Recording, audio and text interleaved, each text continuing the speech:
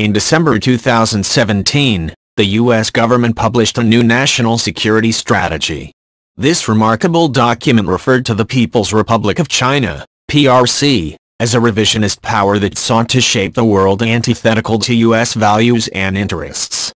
1 month later, in January 2018, the Pentagon released the unclassified version of its national defense strategy, which stated that China is a strategic competitor.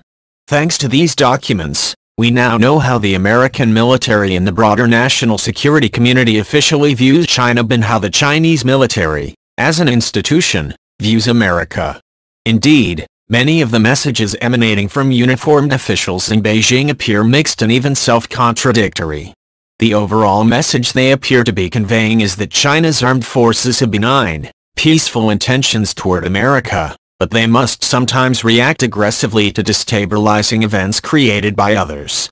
An initial assessment of authoritative Chinese sources indicates that Beijing is exploiting increased international attention to, and engagement with, its military to engage in a strategic deception campaign. While the Chinese military's external propaganda tends to deny or downplay strategic competition between the U.S. and China, its internal writings are often strident and anti-American. The reality is that the People's Liberation Army PLA sees the U.S. as an adversary and acts accordingly, while at the same time China is not known for its transparency. In the most recent World Press Freedom Index, Reporters Without Borders described China as the planet's leading censor and press freedom predator, and gave Beijing a score of 176 out of 180, ranking it 5th from the bottom.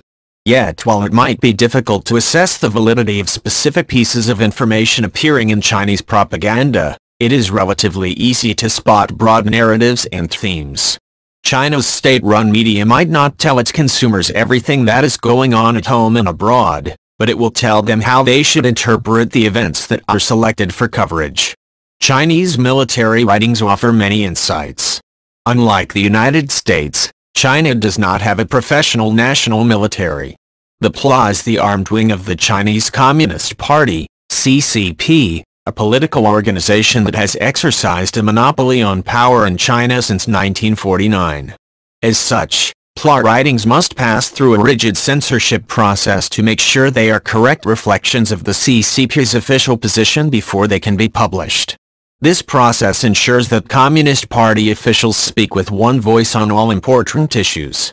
Like any military, the PLA produces field manuals, technical studies, and other written materials that are not intended for outside consumption. Compared to propaganda writings, internal PLA materials are often more candid and detailed. What is the official PLA view of America? Is there a difference between how Chinese military sources portray the U.S. in public statements and internal ones? If so, what does this imply about Beijing's intentions?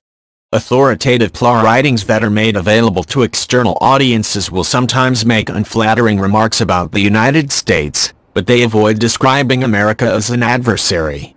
They do not portray the U.S. as a strategic competitor, hostile force, or enemy. They generally use neutral or mild terms to describe U.S. actions. When they are critical, China's military writings will often refer to the U.S. indirectly, and they will not suggest a possibility of armed confrontation. For example, the most recent white paper made available by China's Defense Ministry is entitled, China's Policy for Security Cooperation in the Asia-Pacific, published in January 2017. This report hints that problems between the U.S. and PRC might exist, but stresses the stable and constructive nature of bilateral security relations. Prior to that, China's military strategy in 2014 made note of the U.S. rebalanced to Asia strategy, but did not express any explicit concerns. The 2012 iteration of China's defense white paper was a bit more transparent about how the PLA felt. In an indirect criticism of the U.S., it stated that there are signs of increasing hegemonism, power politics, and neo-interventionism. Some country has strengthened its Asia-Pacific military alliances, expanded its military presence in the region, and frequently makes the situation there tenser.